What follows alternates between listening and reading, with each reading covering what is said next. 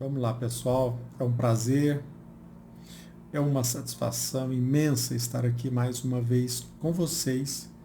E eu, sinceramente, agradeço por sua audiência. A sua atenção é, de certa forma, um estímulo, um fomento para que eu possa continuar alimentando esse propósito de compartilhar com todos, com você, aquilo que eu entendo como de suma importância para o nosso viver. Aqui neste canal, em que nós procuramos reviver a mensagem de Jesus Cristo, nós entendemos que essa nossa tarefa ela é muito importante porque o cristianismo não apenas nos prepara para que tenhamos uma vida melhor no plano espiritual, mas a doutrina espírita, a filosofia espírita, revivendo a mensagem de Jesus Cristo, nos ajuda a viver bem aqui na Terra. E não só nos prepara do ponto de vista individual, também nos prepara do ponto de vista coletivo, para que nós possamos aprender a conviver bem e até mesmo que nós possamos nos defender. Jesus Cristo, nosso Mestre Maior, não só nos ensinou a orar, como também nos advertiu sobre a necessidade da oração e da vigilância. Nós, como espíritas, nós sabemos que o planeta Terra está passando por um momento revelador. Aquilo que nós dizemos como um período de transição, que talvez se iniciou já no fim do século XVIII. E que nós estamos passando até hoje um momento de inquietude, de agitação. Até mesmo irmãos nossos que convivem no conforto. Em países já desenvolvidos, nós notamos uma certa inquietude, um certo descontentamento. E nós não seremos felizes se a gente não estreitar esses laços com o nosso Criador. E não só perceber que nós herdamos de Deus todos os recursos e as faculdades para o nosso desenvolvimento e usar esses recursos para a nossa autodefesa, para o nosso equilíbrio. O meu equilíbrio, a minha serenidade ajudará não somente a mim, mas a coletividade. Neste momento em que nós estamos vivendo, período de transição, que nós sabemos como a gente percebe que iniciou-se lá no fim do século XVIII e até hoje, é um momento de dificuldade e que nós precisamos ficar muito atentos.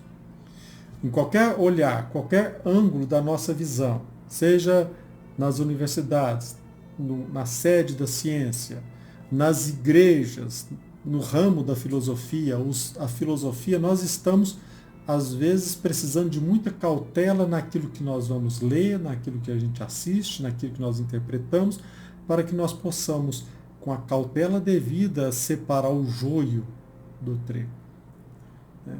E nós percebemos, meus irmãos, que esse período é o período em que a Terra está passando da condição de um planeta de provas e de expiação para a sua condição de planeta de regeneração. E de forma fundamental, o que diferencia essas duas condições, esses dois estados? É que no planeta de provas e de expiação predomina o mal. E no planeta de regeneração predominará o bem. É, de certa forma, um convite para que nós nos renovemos, para que nós aceitamos a proposta de fazer o bem. Que nós aceitemos o convite de vencer o mal que ainda habita em nós, que se nos avizinha, que nós possamos trazer a luz do Evangelho para dentro para que nós, nesse processo de autoconhecimento, possamos não só nos desenvolver, não só nos proteger, também contribuir para a sociedade em que a gente vive. Então, a nossa tarefa ela é muito importante. É interessante notar que nós sabemos que Deus é Pai, que Ele é o nosso Criador, que Ele é onipresente, onipotente e onisciente. Mas Ele espera que nós possamos colocar em prática as faculdades que nós herdamos da sua misericórdia, para que nós possamos aprender a nos defender e, com cautela, caminhar de passos firmes a nossa evolução. E, por outro lado, nós sabemos que existem muitos irmãos que relutam, que não aceitam a proposta, o convite ao bem. Encontram-se revoltados, rebeldes, com vergonha do seu passado, de inúmeros crimes praticados e relutam em não aceitar o convite ao bem, a renovação. E eles percebem que Deus é onisciente, Deus é onipresente. As trevas têm convicção de que Deus existe. A questão é que não se transforma esta convicção, essa ciência, naquilo que é útil, naquilo que é próspero. Então, eles ainda estão renitentes em fazer o bem. Mas não só eles teimam em persistir no mal e querem também, às vezes, atrasar a evolução da humanidade, tornando, de certa forma, dificultosa a nossa passagem por este período de transição. Então, penso que é necessário, é indispensável muita cautela para que nós possamos desenvolver a agudeza necessária para que nós possamos entender, para que nós possamos também ter a faculdade, como diz São Tomás de Aquino, de reter o nosso entendimento e, acima de tudo, a sutileza para que nós possamos interpretar bem o momento em que nós estamos vivendo. Então, nós precisamos ter conhecimento, ou pelo menos consciência, lucidez, para que nós possamos caminhar bem.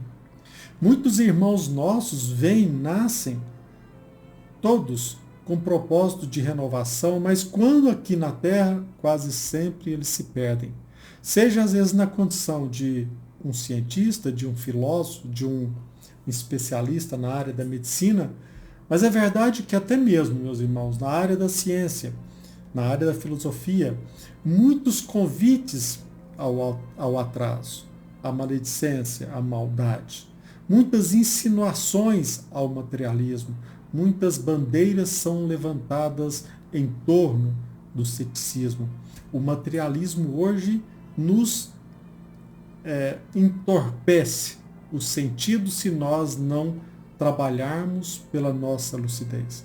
O materialismo, ele, de certa forma, de forma clara, ele favorece este momento que nós estamos vivendo de relativismo moral. Eu quero destacar um desses pensadores que influenciaram a humanidade, não só no século XIX, mas até hoje, vem exercendo uma influência em nossa comunidade. E eu cito aqui com todo respeito Karl Marx. Ele certamente nasceu com o propósito de fato, ajudar a humanidade, mas aqui, desde o início, quando ele começou a divulgar a sua filosofia, sempre foi um defensor da violência, da ruptura com os valores tradicionais, sempre fomentou o propósito de destruir as instituições, favorecendo na verdade, um aniquilamento da estrutura social que todos nós vivemos até hoje. De certa forma, nós às vezes não nos despertamos para esta realidade, mas ele sim, quando encarnado, na condição de pensador, ele desenvolveu sim essa ideia de destruir a família, destruir as instituições. Porque, na verdade, no entender dele, destruindo-se a família, destrói-se a propriedade privada e destrói-se no seu alicerce o Estado tal qual ele tanto enfrentou e ele pretendeu destruir. Então nós precisamos ficar atento que existem muitos irmãos que até hoje alimentam esse propósito. A bem da verdade, felizmente, a população não aceitou o convite à violência. Não só para defender uma ideologia, sobretudo, a população não recebeu bem essa proposta da violência para a tomada de poder. E ele percebeu isso, mas não só. Os seguidores de Karl Marx perceberam isso. Eles notaram que essa proposta à violência, esse intento de destruir, mesmo que de forma camuflada, as instituições, esta proposta, esse jogo, essa teoria, ela não foi bem aceita. E até hoje, eles relutam em não aceitar, mas as pessoas não convivem bem, por exemplo, com termos como comunista, socialista e muito menos marxista. E nós, como espírita cristãos, nós temos ciência de que esses nossos irmãos, rebeldes, revoltados, muito embora rebeldes, revoltados, eles são muito inteligentes. Não somente a doutrina espírita nos esclarece a esse respeito. Se nós fizermos uma leitura atenta de várias filosofias, até mesmo corpo doutrinário de várias denominações religiosas, nós iremos perceber que esses nossos irmãos, que quase sempre nós os rotulamos de trevosos, irmãos nossos que vivem nas trevas, irmãos nossos que vivem nas zonas abismais, muito embora rebeldes, revoltados com o Pai, com o Criador, eles são muito inteligentes. Então eles sabem, eles têm a inteligência bastante para conseguir se insinuar, sobretudo quando nós nos mostramos desprevenidos, descuidados, desatentos. Sabemos que Deus nos protege. Nós temos plena convicção de que Deus nos ama, mas Deus espera também que nós comecemos a cuidar de nós mesmos, sem dispensar a sua proteção. Mas o que se nota quase sempre, muito embora às vezes levantemos uma bandeira religiosa, mas até mesmo entre nós notamos certo descuido, certos menosprezos. A gente não é previdente, zeloso para com a nossa vida. E o que nós temos notado é que eles começam a usar de inúmeros instrumentos de manipulação. E hoje eu quero destacar apenas um.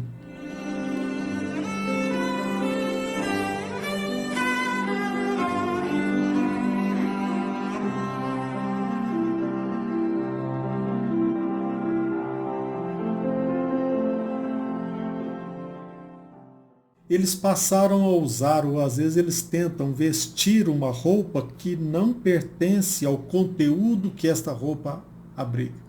Ou seja, eles se vestem de cordeiro, mas na verdade eles são lobos.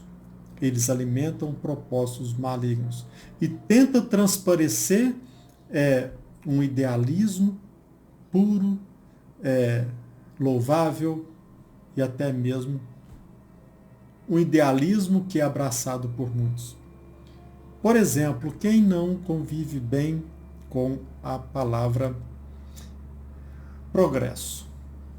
Não quero dizer com isso, meus irmãos, que todos os progressistas de hoje, eles são marxistas, são comunistas, são socialistas, ou estejam vinculados a uma ideologia de esquerda, mas eu posso assegurar que grande parte dos nossos irmãos hoje progressistas são sim socialistas, são irmãos nossos vinculados a uma ideologia de esquerda que na verdade representa aquele mesmo propósito de destruir as instituições, destruir a família, aniquilar com o Estado, acabar com a propriedade privada, mesmo que para isso necessite-se derramar sangue. A bandeira da violência é abraçada. Hoje não de forma ostensiva, mas camuflada pela bandeira do progresso. E eles usam da sua inteligência para irem se infiltrando na ciência. Usam palavras que às vezes nos comovem, como democracia. Às vezes eles falam em nome da tecnologia e da razão. E às vezes a gente se perde no meio de tantos preceitos, alguns deles iluministas. Mas na verdade a gente não percebe. E precisamos ter a agudeza intelectual para perceber que na verdade lá no íntimo, lá na intimidade deles, o objetivo é destruir ou romper com valores e instituições tradicionais, como família, como religião. Karl Marx deixava bem claro, falava que a religião é o ópio do povo. Sempre defendeu de forma ostensiva a destruição da família. E nós, cidadãos, nós cristãos, nós sabemos que a família é uma instituição divina. Penso eu, meus irmãos, que nós precisamos ficar muito atentos, muita cautela, porque atrás da ciência, atrás da razão, até mesmo destes preceitos iluministas abraçados por esses nossos irmãos, que se dizem progressistas, procuremos descobrir se por trás de todo esse programa não existe o intento de destruir, de aniquilar com a família, com o Estado. Veja se não existe por trás o intuito de destruir com os nossos costumes, com as nossas tradições, com o propósito de destruir a pátria, os pruridos nacionalistas, acima de tudo. Pesquisemos. Procuremos descobrir se não existe lá no fundo o intento de aniquilar com os preceitos morais. Nós sabemos que Karl Marx, os marxistas, esses nossos irmãos socialistas, eles entendem a moral não como algo objetivo, mas algo subjetivo. Moral seria, ou melhor dizendo, os preceitos morais são relativos. Com isso, eles atraem para si essa sedução, esse convite sedutor para, neste relativismo moral, eles alcancem um intento prurido de destruir a família, a escola, as instituições que alicerçam os valores judaico-cristãos. Se nós fizermos essa análise detida, nós iremos perceber o motivo que existe por trás tanto movimento em favor da liberação da prática do aborto, da eutanásia, a liberação das drogas. Por que se defende tanto os nossos irmãos homossexuais? Por que se defende tanto os nossos irmãos negros? Será que, na verdade, eles estão defendendo os nossos irmãos, esta minoria? Será que, no fundo, não é uma forma de instrumentalizar as minorias?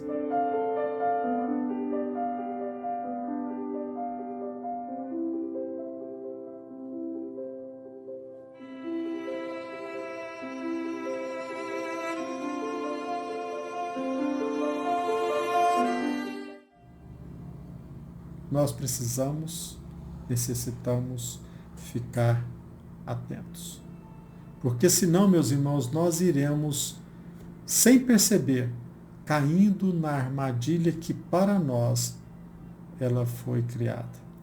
Se nós estamos passando por um momento difícil, como hoje nós estamos passando, nós não podemos jamais abrir mão da nossa lucidez, da nossa oração, da fé em Deus, do fortalecimento dos lares, né, da família, do fortalecimento da educação, das instituições escolares. Acima de tudo, perceber que nós precisamos não aniquilar, mas fortalecer as nossas instituições. Será que por trás deste prurido, dessa tentativa, desse intento de proteger, por exemplo, as mulheres, não se está conseguindo criar um litígio, um conflito dentro do lar? Será que na defesa dos negros, será que o intento mesmo é ajudá-los ou o intento camuflado é provocar uma desordem e um desequilíbrio social? Será que quando se levanta a bandeira do meio ambiente, será que não se está a serviço de uma elite globalista que tenta monopolizar o planeta inteiro? São questões. O que nós não podemos esquecer, meus irmãos, é que a sociedade civil, uma vez destruída, ela levará muito tempo para ser restaurada. E nós sabemos que Deus, o nosso Pai, está no leme. Que Deus é o nosso Criador, onipresente, onisciente, mas cabe pelo menos a nós, neste momento em que nós estamos vivendo, neste período de transição, manter, resguardar a nossa serenidade, o nosso equilíbrio físico, psíquico e espiritual. Neste momento em que nós estamos enfrentando tanta ansiedade, nesse momento até mesmo de epidemia, de pandemia, nós precisamos cada vez mais fortalecer a nossa fé. Que nós possamos perceber que por trás da atuação de muitos movimentos existem intuitos criminosos, planejados, arquitetados por irmãos nossos, rebeldes e criminosos. Nós precisamos ter a cautela para saber ler nas entrelinhas. É verdade que não existe alguém que não conviva bem com a palavra progresso, mas será que por trás desta palavra muitas pessoas não estão atuando para alcançar e materializar a desordem? Será que nós conseguiremos ser felizes sem Deus? Será que a mulher que retira do seu ventre a criança que tem uma alma, será que ela será verdadeiramente feliz?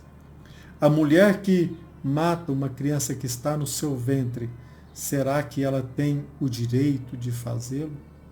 Será que nós não podemos e temos o dever de não causar conflitos na família, em vez de separar filhos de pais, ampará-los, favorecer a atuação dos pais, criando condições para que eles possam desenvolver a sua tarefa, jamais com o intuito de desautorizá-los, em vez de distanciamento do filho para com seu pai, em vez desse propósito de desautorizá-lo, por que nós não alimentamos o propósito de favorecer o desenvolvimento de laços duradouros entre filhos e pais? Por que esta separação? Por que cada um na sua caixinha? Todos nós somos filhos de Deus. Todos nós somos irmãos uns dos outros. E nós, como espíritas, nós percebemos que ao levantar a bandeira da reencarnação, a lei da reencarnação, nós sabemos, sem dúvida, como as demais filosofias orientais e outras religiões que defendem ou que levantam a bandeira da reencarnação, nós sabemos que nesta encarnação eu estou nesta vestimenta. Na próxima, não sei se nascerei na pele de um judeu, de negro. Não sei ao certo serei um alemão ou se eu viverei na África. O que nos distingue não é a circunstância ou a cor da pele, mas a nossa condição de filhos de Deus. Será que por trás desses movimentos na defesa das minorias não existe um propósito demoníaco? Esta é uma tarefa que nos cabe. Atentos, vigilantes, para que nós possamos usar de forma inteligente todos os recursos que nós herdamos do nosso Pai.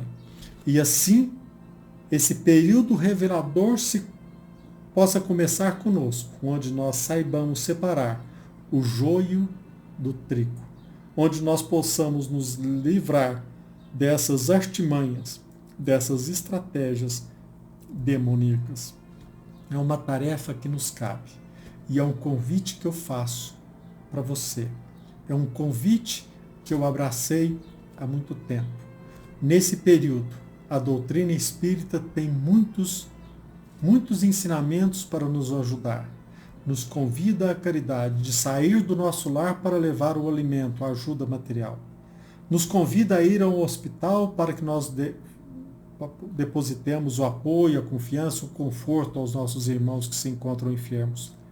Mas a doutrina espírita nos convida ao conhecimento.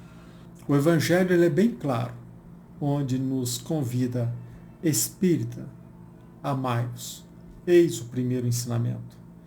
Instruí-vos, eis o segundo. Nós não podemos dissociar amor da instrução. Para amar, é preciso saber amar. Desenvolvamos a nossa capacidade para que nesse processo de separar o joio do trigo, nós possamos, não somente nós, termos uma vida melhor, mas todos os nossos irmãos. Que nós possamos, cada um de nós, acender luzes dentro de cada um, para que nós possamos iluminar o ambiente que nós estamos vivendo hoje. Com isso, nós contamos com a espiritualidade maior. Com isso, com certeza, nós contamos com o apoio de Deus. Que a paz se faça conosco hoje e sempre. Que assim seja.